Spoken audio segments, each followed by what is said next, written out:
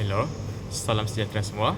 Saya Sukri Andiana Abudin, memegangkan matrik BA 2411-0476, dan hari ini saya akan berkongsi tentang pengalaman atau perspektif saya berdasarkan topik proses dalam membuat keputusan.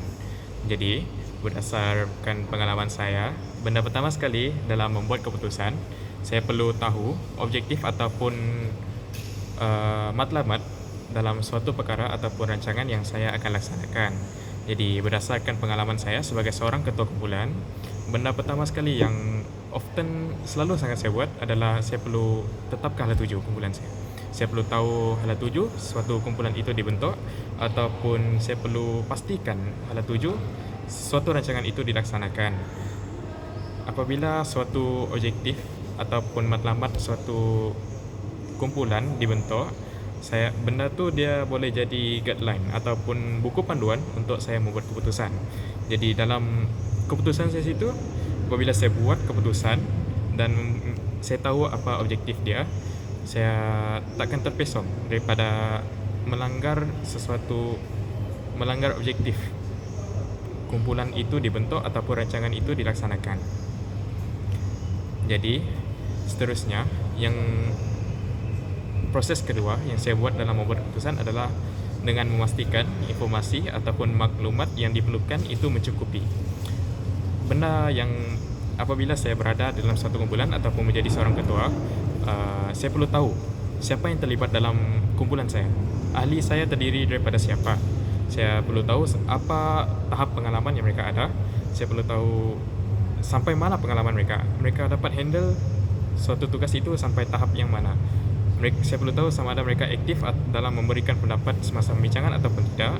Jadi apabila saya tahu semua benda tu, saya dapat make sure saya dapat conduct suatu keputusan yang boleh diterima ramai, yang boleh difahami oleh mereka semua.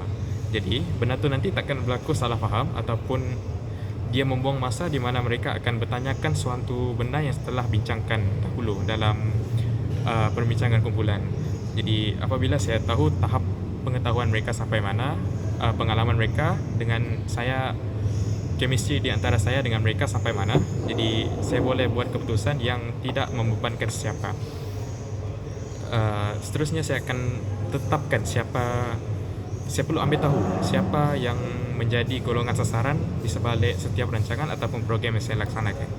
Contohnya, semasa tingkatan 6 dahulu saya pernah melaksanakan suatu program yang merupakan program pembangunan sasiah pelajar tingkatan 6, di mana program itu pada awalnya hanya melibatkan pelajar tingkatan 6 yang tidak beragama Islam, yang non-Muslim sahaja. Jadi pada awalnya keputusan yang saya lakukan pada hari itu adalah untuk memberikan makanan yang dimasak oleh para pekerja non-Muslim yang tidak balik pada cuti hari raya hari itu, yang para pekerja di asrama, tukang masak di asrama, non-Muslim. Tapi pada hari kejadian itu, saya mendapat tahu bahawa program tersebut juga melibatkan para guru yang beragama Islam pada cuti hari raya waktu itu. Jadi time tu saya terpaksa ambil keputusan drastik untuk tidak mengedarkan makanan yang dimasak tersebut. Sebaliknya, saya mengedarkan makanan yang telah dibungkuskan di kilang. Saya ambil keputusan untuk hanya edarkan makanan air kotak ataupun makanan biskut-biskut, kuih-kuih yang pre-pack daripada kilang. Jadi kemudian saya suruh saya punya ahli kumpulan edarkan makanan yang dimasak itu ketika waktu makan tengah hari hanya di asrama pelajar sahaja. Ya. Jadi dari situ kita dapat lihat bahawa maklumat itu sangatlah crucial, sangatlah penting. Kita perlu maklumat yang sangat mencukupi dalam membuat keputusan agar benda tu tak berlaku masalah di kemudian hari. Dan proses yang ketiga adalah saya biasanya akan menyenaraikan semua kemungkinan yang akan berlaku di balik setiap keputusan yang akan saya buat. Apabila menghadapi suatu masalah, saya sebagai ketua kumpulan ataupun individu diri sendiri, apabila saya menghadapi masalah, saya akan menyenaraikan semua kaedah ataupun semua kaedah yang boleh dilaksanakan untuk menyelesaikan masalah tersebut. Sekiranya saya merupakan ketua dalam kumpulan pula, saya biasanya akan bertanya atau mengajak ahli-ahli kumpulan saya untuk berbincang terlebih dahulu apa yang kami patut lakukan untuk menyelesaikan masalah tersebut. Waktu tu juga saya akan bertanyakan pendapat ahli kumpulan saya jika berlakulah ketidaksefahaman, biarlah kami berdebat sehingga perkara tu selesai dan kami mencapai suatu keputusan yang muktamad dan diterima oleh semua orang. Jadi basically secara asasnya saya perlu memiliki sebuah kebolehan untuk meramal hasil di sebalik setiap keputusan tersebut. Apa-apa saja yang mungkin akan berlaku di sebalik setiap pilihan keputusan tersebut dan menerimanya dengan hati terbuka. Saya perlu bertindak rasional dan mampu membuat pertimbangan dalam membuat keputusan dan mengelakkan keputusan yang dipilih itu mendatangkan masalah pada sekian waktunya. Proses yang keempat pula adalah saya perlu memastikan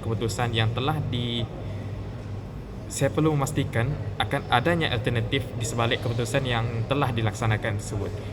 Benda tu keputusan ini akan menjadi backup plan ataupun rancangan untuk support balik apa rancangan yang asalnya sekiranya berlakunya masalah ataupun rancangan asal tersebut tidak dapat dilaksanakan dengan sempurna. Jadi ia juga bertujuan untuk menjimatkan masa biar tak ada berlakunya masalah dan benda tu berlaku berlarutan sehingga membuang masa. Nampak sangat tidak profesional apabila benda tu berlaku. Ia juga bertujuan, di sini saya menitik beratkan bahawa seorang itu atau diri saya sendiri perlu memiliki pemikiran yang sangat kritis dan inovatif dalam membuat keputusan di saat yang genting. Saya tidak akan teragak-agak sama sekali untuk membuat keputusan drastik sekiranya itu merupakan satu-satunya langkah yang paling efektif dalam menjayakan suatu tindakan atau perancangan apabila berlakunya masalah. Proses yang kelima adalah saya perlu memastikan setiap keputusan yang saya lakukan dan akan lakukan itu bebas daripada sikap bias ataupun berat sebelah. Apabila saya menjadi seorang ketua kumpulan, biasanya setiap keputusan yang saya buat itu adalah berteraskan kepentingan bersama. Saya juga perlu pastikan bahawa keputusan yang saya buat tu dia tak berat sebelah ataupun akan membebankan sebelah pihak saja.